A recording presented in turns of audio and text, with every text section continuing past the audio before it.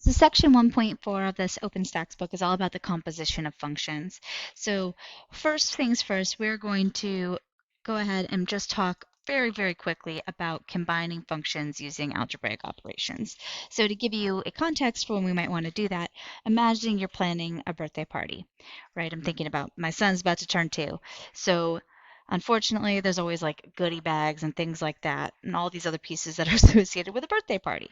So let's say we have the cost of goodie bags is related to the number of kids that come.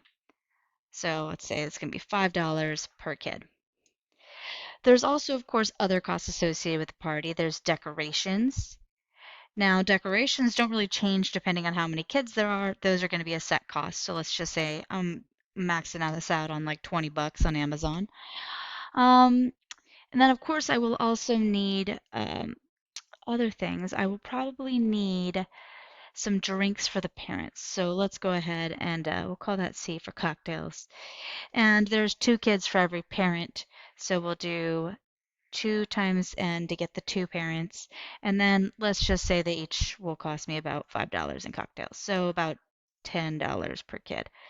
Now the total cost to the party, regardless of how many kids there are, or depending on how many kids there are, is going to be all of these things added together, right? And so we can actually rewrite this, and a lot of times we will rewrite this as just T is equal to G plus D plus C. And hopefully we can see that this will be adding all these things together, 5n plus that standard 20 plus 10n. So if we factor in the goodie bags and the cocktails and the decorations, we're looking at a total cost per kid of being 15 times the number of kids that come plus that base cost of 20 bucks. So that's just one way to combine functions. And there are 4 different algebraic operations that we know and that we use pretty constantly. So we can, of course, add functions. If we add functions, that's just take the 2 functions and add them together. Exactly what we just did in our example. We can do subtraction. Same idea. We can do multiplication. Same idea. And we can do division. So those are the different operations that we can go ahead and perform on functions. Not a whole lot to say about them. One of the things that we do with these sometimes is like look at the domains of our functions. We haven't talked too much about domain and range, but maybe let's go ahead, since I want to make this a little beefier, let's do an example and play around with the idea of the domain on top of all of this. So let's define ourselves 2 functions. Let's do f of x is equal to, I don't know, x plus 2, and g of x is equal to x minus 3. I don't know. We're just making things up here. So we could do a bunch of questions. We could say, okay, well, let's just find f. We already did plus. Let's do f minus g. Let's find that. Let's also find f divided by g. And might as well, while we're at it, let's do the times as well. We'll do all of the other operations we haven't done yet. And then we'll move on to domain and range to make this a little more exciting. So the operations, simply replace f and g with their actual functions. So if we want to, you can take a step to do this, but that's not necessary. We can just take this one as x plus 2 minus, not forgetting some parentheses, x minus 3. And of course, we can simplify this up. If we distribute that subtraction, we're going to have the x's cancel out, and it turns out if you add these or subtract these 2 from each other, you're just going to end up with a constant function of 5. All right, division. So again, we could rewrite it, or we could just jump straight to it. We've got x plus 2 divided by x minus 3. Beautiful. And then our last one, multiplication, x plus 2 times x minus 3. One reason I'm not upset about bringing up this one here is that which one is simplified or not is always sort of in the eye of the beholder. Typically, we look at the multiplied out version as simplified, and we call this version here the factored version. But in most cases in mathematics, the factored version is a lot more useful than the multiplied out version. But just two sides of the same coin. So we've got all of these different things. Let's talk about domain and range really quick. So if we're looking at the domain and range, and I'll bring up some Desmos too in a second, both of these original functions, I did not do a fabulous job of making them very exciting. They are both just linear functions, right?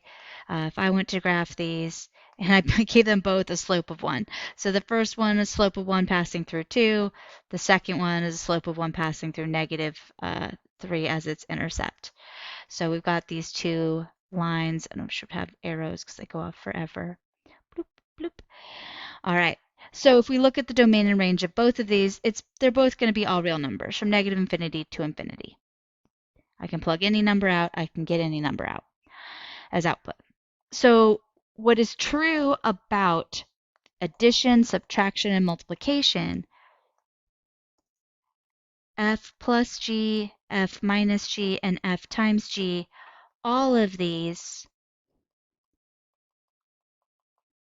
are going to have the same domain restrictions of the overlap of those two domains. So the will have domain of, oh, I should have thought about what I was going to say here. Not an issue here for us when we're doing negative infinity to positive infinity, but we do want to think about what would happen if we had a domain restriction. So basically, it'll have the domain of the two original functions domains intersection. So basically anything that has to be in the domain of f and in the domain of g to be in the domain of one of those two pieces. So in this case, since they both have the exact same domain, there's nothing exciting here. They all have that same domain out. You can see with the range piece, things are going to be a little bit more funky, especially because we get a parabola out with the multiplication, which will mean our range will change. But why I wanted to do this was to talk a little bit about division. Division is one time that our domain and range, the domain piece is not as simple as just looking at their intersections. Like, does it exist for either of them? This does not have the domain of negative infinity to infinity because we cannot have in our denominator a 0.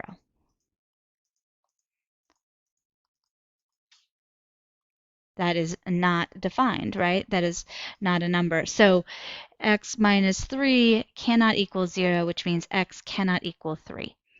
So I wanted to do this question just because I wanted to point out that if we know something like this, we have just a restriction, we can write that the same way we were looking at those increasing and decreasing intervals using our interval notation. We're going to say any number from negative infinity up to 3, but don't include 3. That's where we're using that parenthesis, or from 3 up to infinity. So this is the mathy way to say, hey, look, x doesn't equal 3. I'm just going to give you this interval notation with everything around 3 highlighted.